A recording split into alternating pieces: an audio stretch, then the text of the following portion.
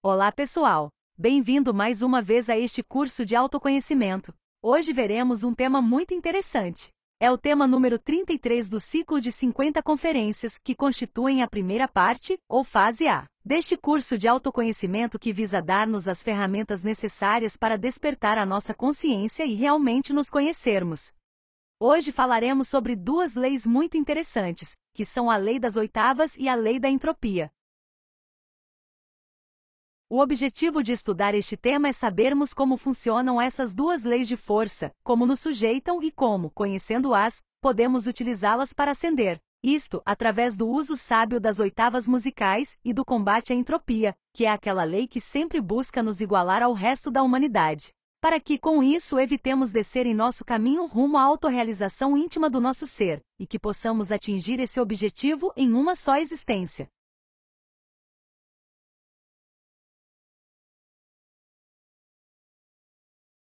Vamos começar explicando o que é a lei das oitavas.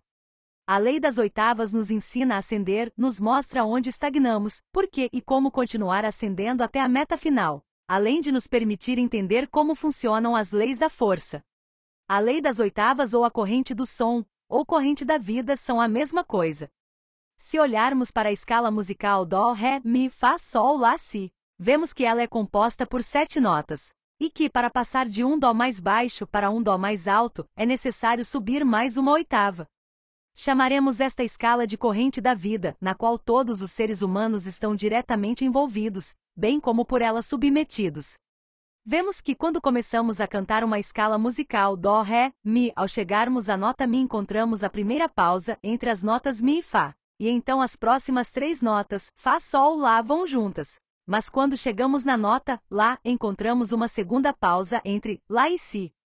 E então passando para a nota Si, vemos que ela é independente, e que para passar para o Dó superior encontramos a terceira pausa entre esse Si, e aquele Dó que pertence a essa oitava superior. Isto implica que encontraremos 3 pausas numa escala musical, e a mesma coisa acontece com todos os acontecimentos da vida de uma pessoa. Veremos que encontraremos essas mesmas 3 pausas sempre que nos esforçarmos para levar algo de um nível inferior para um nível superior. Teremos de saber nos dar impulsos conscientes que nos permitam romper com essas pausas. E esses impulsos que nos levarão a iniciar qualquer projeto, e que nos permitirão romper com essas pausas, é o que chamaremos de choque. Para ilustrar isso, poderíamos usar o exemplo de qualquer empresa ou negócio que decidimos empreender. Para iniciá-lo, precisaremos de um impulso, que pode ser o estímulo e o capital para iniciar esse negócio. Esse será o nosso primeiro choque. Esse primeiro choque leva-nos a subir as 3 primeiras notas dessa escala, procurando posicionar aquele negócio no mercado. Mas sempre e inevitavelmente vamos descobrir que depois de começar, de comprar os equipamentos, as matérias-primas, os trabalhadores, etc., haverá um processo de estagnação, de pausa, talvez na dificuldade de abrir um campo em um mercado. Se perante esta pausa, não dermos um segundo impulso ou choque àquela empresa, o que pode ser fazer um novo investimento, ou um esforço na procura de relações, de clientes, etc., esse progresso poderá estagnar, e aos pouco perde essa força, e volta ao ponto de partida. Por outro lado, se dermos um segundo choque naquele negócio, então ele subiria para outro ponto dessa escala, em que a empresa ou negócio começaria a produzir, a gerar lucros, etc. Lá estaria escalando as próximas 3 notas. Mas também chegaremos a um determinado ponto em que enfrentaremos novas dificuldades que poderão levar à estagnação e ao retrocesso, como a concorrência já posicionada no mercado, o aumento dos custos das matérias-primas, etc. E mais uma vez, para continuarmos a subir, seremos confrontados com a necessidade de dar um terceiro, e depois um quarto choque, até conseguirmos levar esse negócio a um nível estável. Assim como podemos ver como essa lei é tratada em relação a qualquer empreendimento que realizamos, poderíamos vê-la em um relacionamento que iniciamos. Se analisarmos, veremos como essas 3 pausas ocorrem de forma gradual e inevitável. E veremos que a maioria dos relacionamentos fracassa porque não consegue superar uma dessas pausas inevitáveis. Então, veremos essa lei das oitavas em tudo na vida. Veremos isso em um nível micro, mas também o veremos em um nível macro em relação à nossa própria existência e ao seu propósito, que é alcançar a autorrealização do ser. A elevação dos níveis de consciência também ocorre de acordo com esta lei. E veremos que no nosso caminho de ascensão para alcançar o objetivo da nossa existência, encontraremos essas pausas, e devemos saber nos dar esses impulsos ou choques conscientes, para alcançar a autorrealização de nosso ser nesta existência. Em nós, o primeiro choque ocorre ao nascer, ao inspirar a primeira respiração, que é quando a centelha entra definitivamente no novo corpo. Embora esta centelha tenha sido ligada ao corpo físico pelo cordão de prata durante os 9 meses de gestação, a entrada ocorre com o primeiro sopro de vida. Com esse primeiro choque temos direito às 3 primeiras notas musicais, Dó, Ré e Mi. Estes equivalem ao corpo físico, que representa a nota Dó, ao corpo vital, que representa a nota Ré, e ao princípio da alma que todos nós temos, onde 97% da nossa essência está presa no eu. Tudo isso acompanhado de uma personalidade com a qual funcionamos no mundo físico. Com estas 3 notas crescemos, reproduzimos, talvez alcancemos sucesso material ou pessoal, envelhecemos e morremos, sem atingir nenhum objetivo real e transcendental. Cada existência poderia representar uma oportunidade de fazer o trabalho de autorrealização, se nos dermos um segundo choque que nos permitisse continuar a ascender nas notas musicais da nossa existência. A partir do momento em que chegamos ao Mi, ou continuamos subindo ou voltamos ao ponto de partida. Se não continuarmos a subir, chegaremos ao momento da morte física e, pela lei do retorno, voltaremos novamente ao ponto de partida. E isso é o mais comum, passarmos por uma existência inteira sem ao menos encontrar o propósito dela. E que pela lei da entropia acabemos todos iguais no cemitério, tendo de retornar repetidas vezes, em corpos físicos diferentes, até esgotarmos as 108 existências ou oportunidades com corpo físico humano. A grande maioria da humanidade nunca consegue transcender essa primeira pausa, permanecemos absortos na busca sem sentido de prazeres e sucessos, e na tentativa de escapar da dor e da adversidade. Aqui encontramos os chamados homens do terceiro dia, vistos à luz do Gênesis, fascinados pela existência, hipnotizados e sem sequer saberem a razão de sua existência.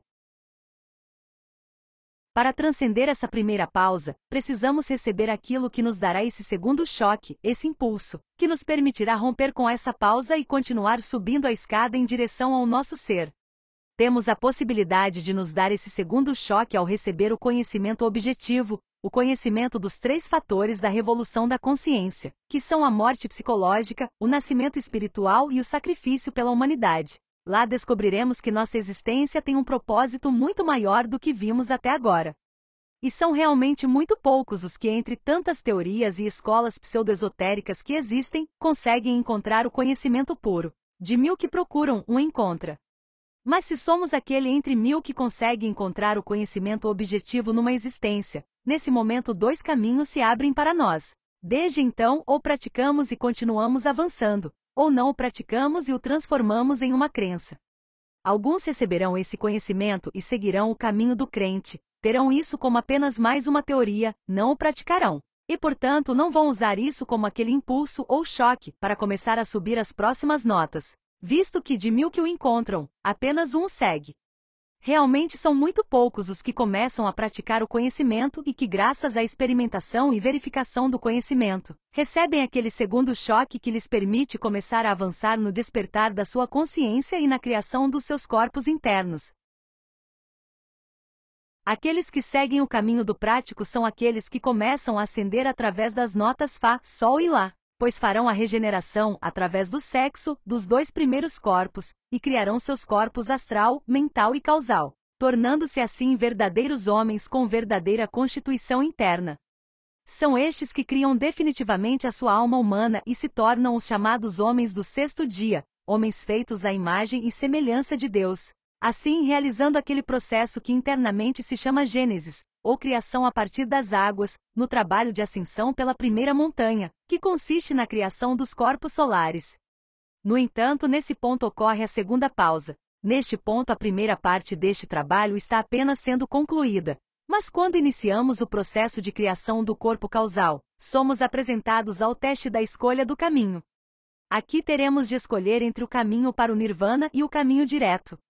O Nirvana é um caminho muito tentador, onde receberemos todas as recompensas pelo árduo trabalho realizado até aquele momento, e onde teremos o direito de viver centenas ou milhares de anos nos paraísos do Nirvana, mas mal tendo atingido o nível de homens. e ter que mais cedo ou mais tarde, voltar à roda do Sansara para tentar recomeçar o caminho.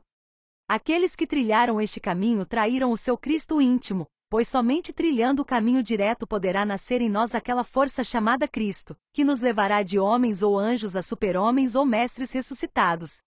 Naquele momento, aproximadamente 70% da consciência foi resgatada, quase toda a nossa lua visível foi limpa. Porém, ainda temos vivos todos os defeitos relacionados à nossa lua invisível, e os eus causais, ou as 7 sementes do ego estão vivos. Pois somente o Cristo, no trabalho da segunda montanha, pode fazer o trabalho de eliminação desses eus nas dimensões inferiores do planeta Terra, liberando assim a totalidade da nossa essência.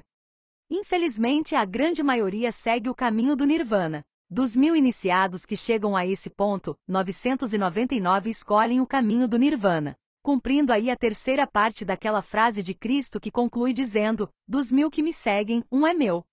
Aqueles que, ao contrário, optarem naquele momento por fazer a vontade do Pai, escolhendo o caminho direto, terão então o direito de se unir à sua alma divina, representada pelo corpo búdico. Então acontecerá aquele matrimônio perfeito, que é a união entre o humano e o divino em nós. A alma humana representada por um triângulo que sobe, e a alma divina representada por um triângulo que desce. E quando unidos formam aquela estrela de 6 pontas, ou estrela de David, que é a estrela que anuncia o nascimento de Cristo. Pois é desta união entre o humano e o divino em nós que nascerá em nós a força crística, representada pelo corpo átmico. O terceiro choque nos será dado pelo nascimento do Cristo interior, pois é a força que nos impulsionará a fazer o trabalho da segunda montanha rumo à autorrealização. A obra na segunda montanha é o Apocalipse, ou o fim pelo fogo de todos os elementos subhumanos que temos dentro de nós. Com este terceiro choque superamos então aquela segunda pausa e temos direito à nota musical Si. A nota musical Si envolve fazer o trabalho da segunda montanha. Na segunda montanha, os corpos ou veículos solares serão transformados em veículos de ouro puro, para que a força crística possa encarnar no homem. E é na segunda montanha, onde acontecerá todo o processo de descida do nosso Cristo íntimo às dimensões inferiores do planeta Terra, para eliminar completamente até a última sombra do nosso ego, para eliminar as sementes do ego que são os 7 eus causais. Apocalipse significa internamente, fim pelo fogo, e refere-se àquele momento em que o nosso Cristo íntimo, que como falamos na conferência 28 representa o fogo em nós, fará essa obra total de morte psicológica. O processo de eliminação dos eus causais constituirá a terceira e última pausa que encontraremos em nosso caminho rumo à autorrealização. E para superar essa terceira pausa e conquistar aquele dó mais alto, será necessário dar-se um quarto choque, que ocorrerá quando se completa o processo de eliminação dos eus causais, que é morrer em si mesmo. E então, a ressurreição ocorre como um homem novo, sem nenhum traço de ego. Com isso, culminando o trabalho da segunda montanha, e iniciando a terceira montanha, que é a montanha do sacrifício pela humanidade. Na terceira montanha, o mestre deverá procurar um discípulo que permanecerá encarregado do ensino mundial, pois deverá haver sempre um mestre encarregado de ensinar o conhecimento no planeta. Além disso, ele deverá converter esses corpos dourados em corpos de luz, para que possa ocorrer o segundo nascimento, onde nascerá uma segunda vez, mas agora no mundo espiritual. Nesse momento, o Cristo une-se ao seu Pai, e a pessoa torna-se um homem absoluto, alcançando a plena autorrealização. Quando uma pessoa consegue avançar desta nota Dó mais baixa para esta nota Dó mais alta, disse que ela nasceu uma segunda vez. Esse segundo nascimento seria tornar-se um ressuscitado. Esta alternativa está aberta a todos os seres humanos, mas é absolutamente necessário saber fazer o trabalho e aplicar os 3 fatores da revolução da consciência. Nascimento, que envolve fazer o trabalho da primeira montanha, onde ocorrerá a criação dos corpos solares, através da recuperação das águas ou gênese. Morte, que implica fazer o trabalho da segunda montanha, onde ocorrerá a eliminação total de todos os defeitos psicológicos ou apocalipse. E o sacrifício pela humanidade, que implica conseguir fazer o trabalho da terceira montanha, onde deverá, para voltar a unir-se ao absoluto, encontrar um discípulo que seja o responsável pelo conhecimento do planeta. O convite é para que nos encorajemos a realizar esse processo de ascensão, e a usarmos com sabedoria a lei das oitavas, para ascendermos em direção à meta final. Vimos como esta lei das oitavas é o que nos levará a alcançar aquele macro propósito da nossa existência que é a autorrealização. Porém, devemos aprender a observar como esta lei se processa no nosso dia a dia, pois nas diferentes provas que enfrentamos diariamente, e que são as que nos dão progresso diário no nosso trabalho interior, também encontraremos essas três pausas. Temos de aprender a transcender essas pausas, buscando continuamente nos dar esses choques ou impulsos conscientes. Veremos que quando nos propomos a fazer este trabalho, e começamos a criar uma continuidade de propósitos em relação a uma prática, por exemplo, decidimos dedicar um tempo diário ao estudo dos nossos defeitos psicológicos através da meditação, iremos veja como a resistência aparecerá imediatamente. Nosso ego vai colocar essas resistências em nós, para que não avancemos nesse trabalho. Sentiremos preguiça, má vontade, confusão, dúvida, etc. E teremos de nos dar constantemente esses choques conscientes para ganhar impulso e superar essas pausas até alcançarmos estabilidade nessa prática. Quando conseguirmos superar todas as pausas, teremos muita força para realizar a prática todos os dias e ter continuidade de propósitos. Mas se em alguma dessas pausas perdermos forças, veremos o retrocesso, e teremos de fazer um esforço duplo para voltarmos a avançar.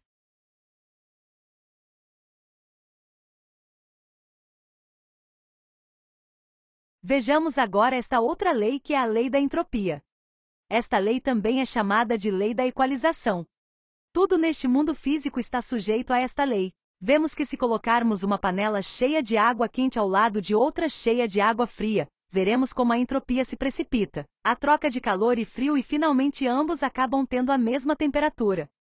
E vemos como se colocarmos uma fruta podre entre um grupo de frutas frescas, logo todas as frutas frescas acabam apodrecendo, igualando a estragada.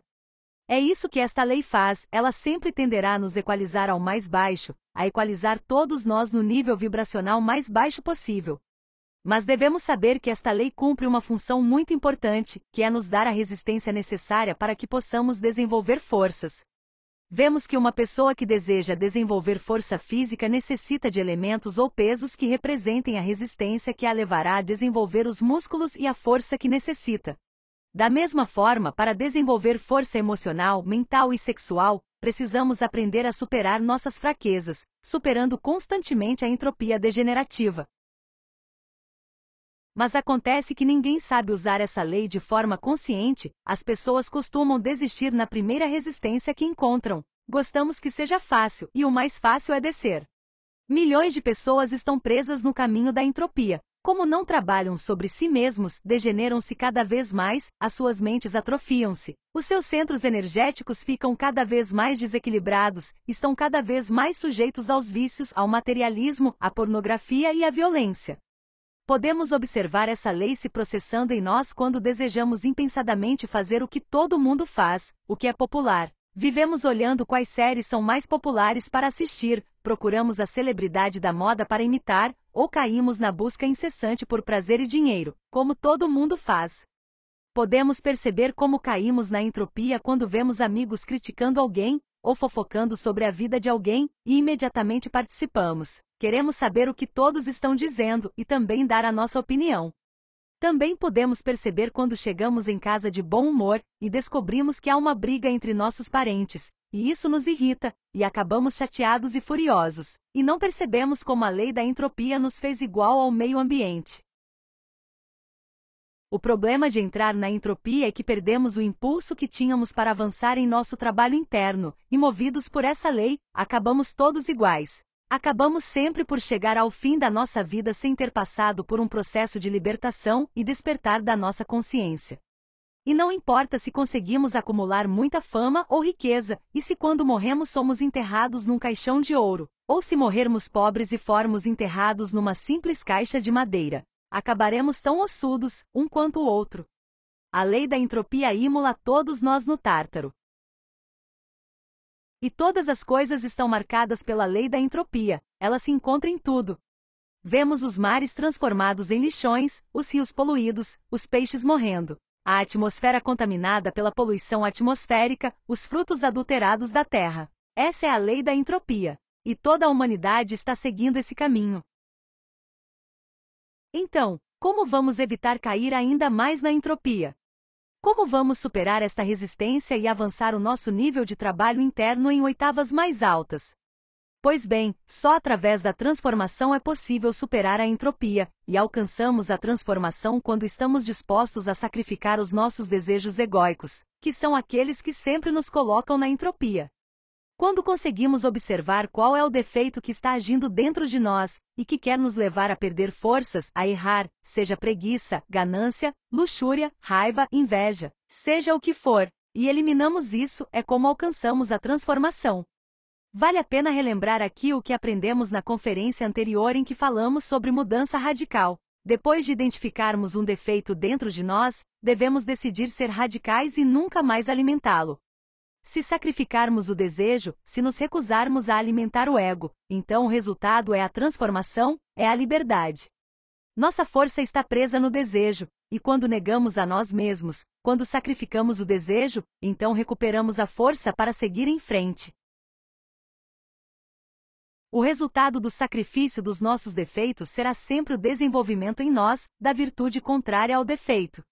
Se a raiva for sacrificada, a joia preciosa da gentileza aparecerá. Se o desejo por dinheiro, a ganância insuportável, for sacrificado, o altruísmo nascerá em nós. Se a inveja for sacrificada, a energia filantrópica se manifestará em nós, o desejo de trabalhar pelos outros, e a alegria pelo bem dos outros também se manifestará. Portanto, não pode haver transformação sem sacrifício. Da mesma forma, para quem sacrifica seus impulsos sexuais, o resultado dessa energia é a criação dos corpos existenciais do ser. Se os eus forem sacrificados, se todos eles forem destruídos, o resultado desse sacrifício será a energia liberada, que dará origem ao homem interior profundo. É assim que você escapa da entropia degenerativa. Mas acontece que as pessoas não querem realmente se sacrificar, não entendemos realmente o que é sacrifício. E temos de começar sacrificando nossos sentimentos. Descobre-se que de todas as coisas às quais estamos mais apegados, o que mais nos dói em deixar ir são os nossos sofrimentos.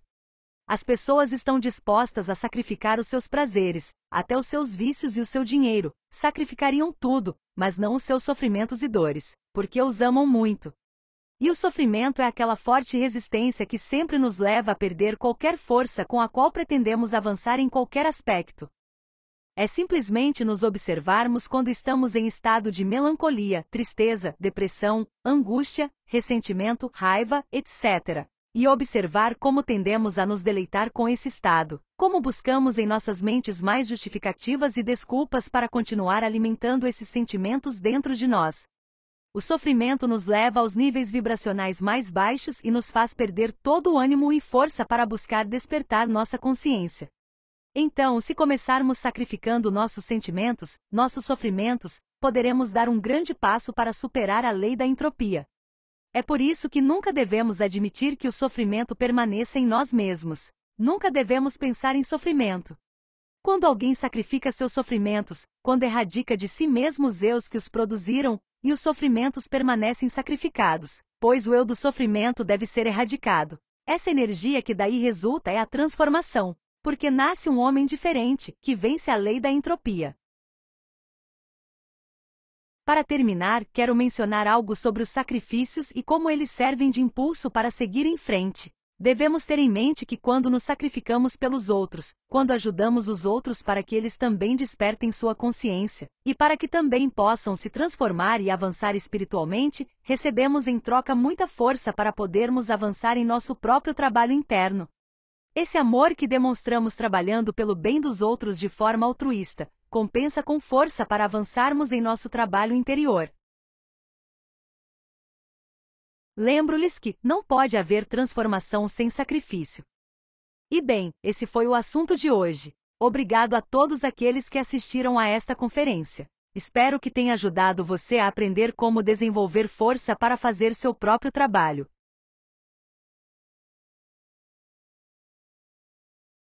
Convido você, como sempre, para a nossa próxima conferência.